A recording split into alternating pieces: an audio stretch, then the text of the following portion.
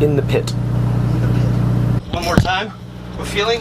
This is Aaron from Gemini Syndrome, and you are in the pit. 20. Yeah. All 20. Just random. Of course, we're going to talk about the new CD too, because you guys just put that out.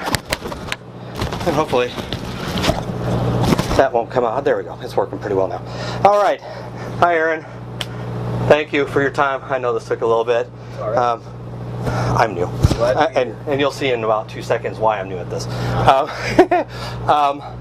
Gemini Syndrome is in the pit with me today, and I'm really stoked. This is like the first time I actually get to sit down and talk to you. Not enough. Yeah, not enough time, so. Crazy message. Things going on. We know that we're here in Omaha at Shamrocks. It's been a while since you've been here, and 2 years almost. 2 years. So yes, Yep. I know I must have seen you guys at SoCo last year then. Yep. I can't read all that. Anyway, I pulled up a little website here like a couple days ago, and it's conversationstarters.com. So I'm just gonna pick 5-10 questions, Okay. and ask them. That's amazing. That's really a website. Randomconversationstarters.com. Wow. Okay. So it comes with a lot of ads, but what are we gonna They're do? not going to be pickup lines, are they? This one is. Okay. Okay, as long as you're all right with that. Yeah, I mean, I'm married, so you're out of luck. But... Oh, well, me too. Okay. Well, Then we're both out of luck. here we go. Or in luck. What is something you are obsessed with? I've been studying Kung Fu for a long time. Oh, nice. So that's cool. Yeah. Is that something you took interest in very young, or is that? I started martial arts when I was 14, I think. 14. And I studied Hapkido, and then I met my Kung Fu teachers, and I've been studying that ever since. Nice. Kung Fu movies, the culture, the philosophy, I love all of it. There was a point when I was a teenager when I moved to California to study full-time, and I wasn't going to be a musician. Not like this kind of music. Right. I always play, but my intention was to become a teacher, and that was going to be what I did. Fun. Yeah. In Kung Fu. Yeah. Very cool. Yeah. That's a cool thing. My obsession is bacon and scotch. Those are also good. Not usually in that order. Probably not. Probably the scotch first, then the bacon. Yeah, well, we got wasted away. All right, let's see. There was one in here I saw, and I don't even really need to. That's fantastic. That's fantastic. You gotta chase that bacon with something. Yeah. There was one I saw in here, and I don't even really need the computer for that one. What musician, band, artist was the first that you heard that you can remember hearing? And did that band, musician, or artist form how you listen and what you play today? That's a tricky question. Ever in my life? Yeah. Okay, maybe not ever in your life, but Because I could tell you that, and I don't know if I want to. okay. All right. Who was the first band that you remember as a child listening to? I think the first band that got me into like rock and this kind of genre stuff was Nirvana. It was summer between elementary school and middle school, and that was the year that Kurt died. Oh wow!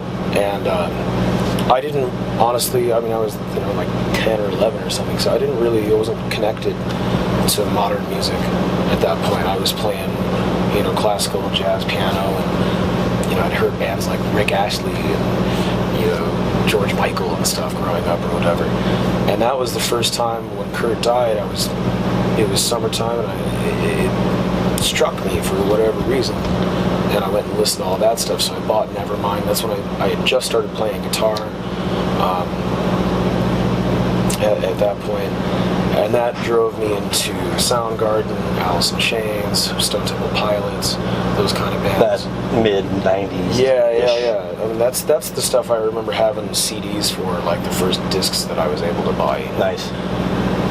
And eventually that grew into, Pantera and Type O Negative were huge influences. But yeah, I remember when Kurt died, that was a big deal. It actually just came, the Unplugged came on cable the other day while we were driving. And I just, it's always shocking when somebody that age dies. But it didn't, I was considerably older, so I didn't get a chance to get into that era of music. Sure. I was still listening to metal and hardcore and punk at that point in time. I was still listening to the mid '80s to early '90s glam metal, hair metal, and that type of rock and roll. My first encounter with music, you'll love this one, was listening to my mom's Beatles 45s on her record player in our living room. So that was late 60s, early 70s. I couldn't have been more than 5 or 6 years old when I started listening to it. So the Beatles were my first band. And so, which is awesome. That is cool. I mean, super awesome. If you're going to go with it, and we always listen to B-sides. I never got that part. Let's scroll down here a little bit more. If you had to change your name, what would your new name be?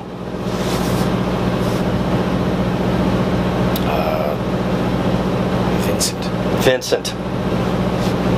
For the artist, or just because you I actually did change my name at one point when I was 12. Did so, you? Yeah. My name was different, and then I had the opportunity to change it, and I changed it to Aaron Vincent Michael. Nice. And I got to pick Vincent Michael, so that was my choice. Very cool. If I were to change mine, it would be Randy Butternubs. Okay. It's a show that my kids watch, and that's just one of those deals.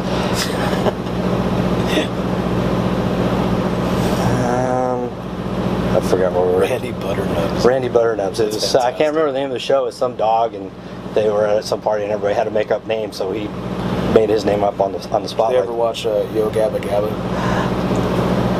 My children probably do, but I think that's part of the day that I tune out. Yeah, it's such a weird show.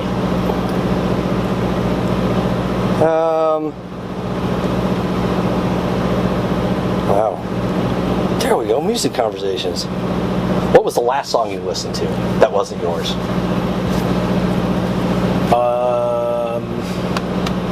Something by Bring Me the Horizon. Nice. Yeah. Mine. I don't know what the name of the song was, but it was. Mine was. Gosh, I don't remember. I don't pay attention that much when I drive. It's kind of dangerous. I think I was listening to Death Division. They're guys I met a couple months ago when they were here, and just kind of turned out to be cool friends, and they're going to be here in a couple weeks. I can't wait. Are there any songs that bring a tear to your eye? Lots of them. Is there one, like mine is the Star Spangled Banner. If I had to pick one, that would be it. The solo from Cemetery Gates. Yes. Every time. Yeah, I get that. Yeah. I totally get that. I like music questions better because we can relate. There's one on here. Have you ever been in a video? A few. Yeah. Just a few. Do you like classical music? I grew up playing classical. I vaguely remember you saying that. Me too. I was in the high school band, and my band was this big, so we played everything. We played pep, and we played marching, and we also played the classical music. So I listened to it. It may be in my car. I don't know. I asked that question.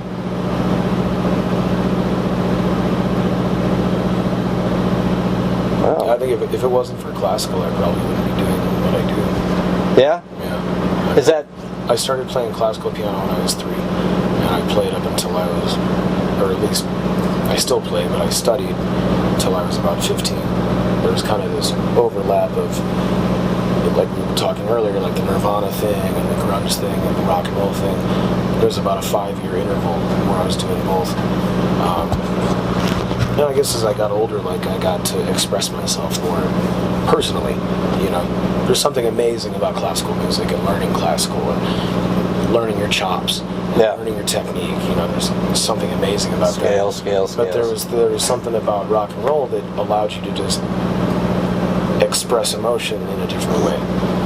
You could create your own songs, you could create your own lyrics and poems and all that stuff. Mine was, and I've always liked music, and for me it was just kind of my outlet, just to play and be as good as I could. I played 5 brass instruments in high school. Wow. So that was my deal. That's awesome. Yeah, and now I'm doing this. But I stayed in touch with music, and I kept doing it that way. It's not about me. It's about you now.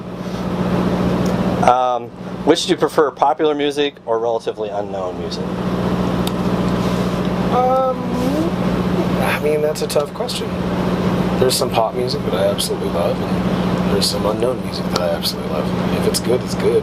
I think if it boiled down to it, I like original music. I guess when I relate popular music, I'm always thinking of cover bands and stuff like that play that music. Yeah, no, I And definitely prefer original. And sometimes I want to jump off a bridge when I hear it. Definitely original for the But I like the newer stuff that's coming out, and I give out a handful of stuff, and some of it's blues and some of it's rock, and Sure. and you guys. All right, we're gonna do one more question. Let's let it go and see what happens. I like this randomness over you. What was the last movie you watched? How was it? Man on Fire with Denzel Washington. Nice. It was on TV. How'd you like it? I love it. I own that movie. Good. Just happened to be on cable while we were driving. Mine was Deadpool. Yeah, that was good too. Not child friendly. We had a couple weeks where the cable wasn't working, so we had like whatever selection of DVDs we have, and we would just like rotate through them and watch them over and over on the long drives and stuff. So when the cable came back on, that was like a Yay! super exciting moment. Perfect. Yeah. All right. Let's talk about the new CD. I know we just put it out, or you guys just put it out recently. Yeah. Tell me about it. Tell me about the album. What was the inspiration behind it, and such things. Well, the concept is that it's number 2 in a 3-part kind of series of birth, life, and death. So this is the middle road kind of experience. So memento mori means remember that you have to die.